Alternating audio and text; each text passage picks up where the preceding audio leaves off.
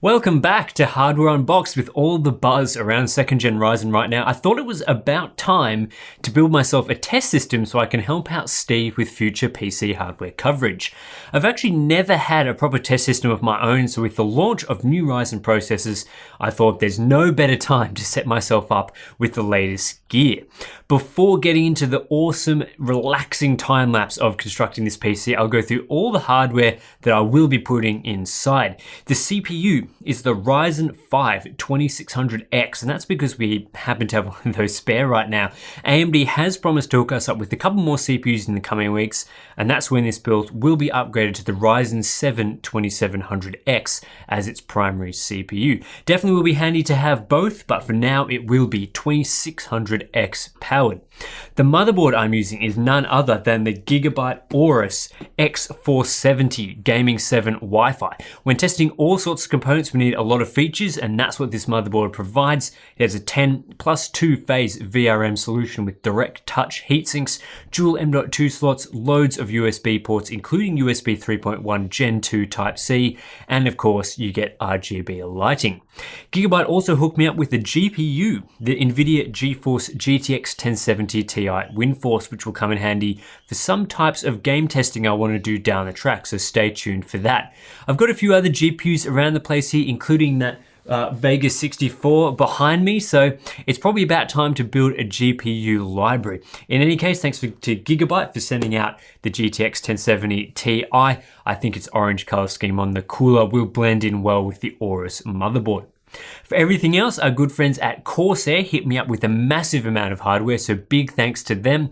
I'm putting everything inside the Corsair Obsidian 500D, which is an awesome looking case with tempered glass and aluminium. Steve checked out this case previously on the channel, and he too is using it for his test systems. Memory-wise, Corsair allocated a $100,000 budget, and that was just enough to get this one kit of 32 gig of DDR4 3000. It's a 4x8 gig kit, and it is their high-end Vengeance LED RAM. I'll be putting all of this RAM in the system today, but the final configuration will have just 16 gig of it, with the rest repurposed for my editing rig. And for storage, we have the Corsair Force LE 200 2.5-inch SSD in a 480 gigabyte capacity. Basically, this is just going to be used as a boot drive and for a couple of other apps, so that's all I really need. Of course, power supplies are important, so I'm using the Corsair RM850X with 80+ gold certification and low noise output. This 850 watt PSU will allow me to put basically whatever I want in this system and not have to worry about power delivery, within reason of course, including overclocking and all that good stuff. Plus it's modular, which is awesome. And finally, we have cooling. Attached straight to the CPU will be the Corsair H115i Pro with RGB lighting, of course. For those that haven't seen this cooler before, it's a 280mm closed loop liquid cooler and comes with two 140mm ML fans.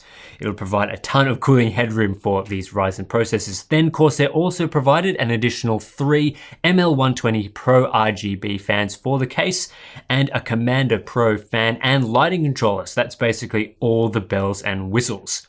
Here's a quick summary slide that shows off all the stuff that will be in this test system. So if I ever mention my Ryzen test system in the future, this will be what's inside it if you need a quick reference.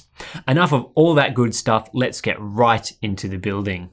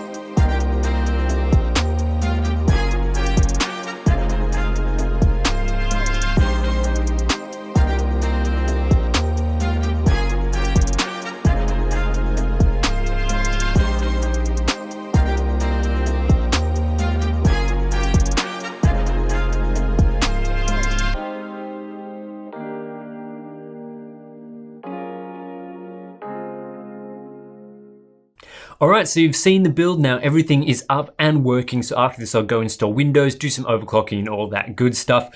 I reckon it looks awesome as well, which probably isn't necessary for a test system, but if there's ever an opportunity to add RGB to a system for no reason, I'll definitely take it. Again, I'll be using this system for a whole range of testing in the future, so stay tuned for some of that. It will definitely help to ease Steve's benchmarking load. Big thanks to Corsair for providing a lot of the components in this test system, including the case, power supply, memory, storage, and cooling. A huge shout out as well to Gigabyte for the X470 motherboard and GTX 1070 Ti. They've always been great to us whenever we need hardware for our test systems. And of course, thanks to AMD as well for continuing to provide us with all the Ryzen CPUs we need. For the Intel fans out there, don't worry, I'll also be building an equivalent Intel test system in the coming weeks, so look out for that build on the channel as well. As always, like this video if you enjoyed it, subscribe for more, support us on Patreon if you feel like it, and I'll catch you in the next one.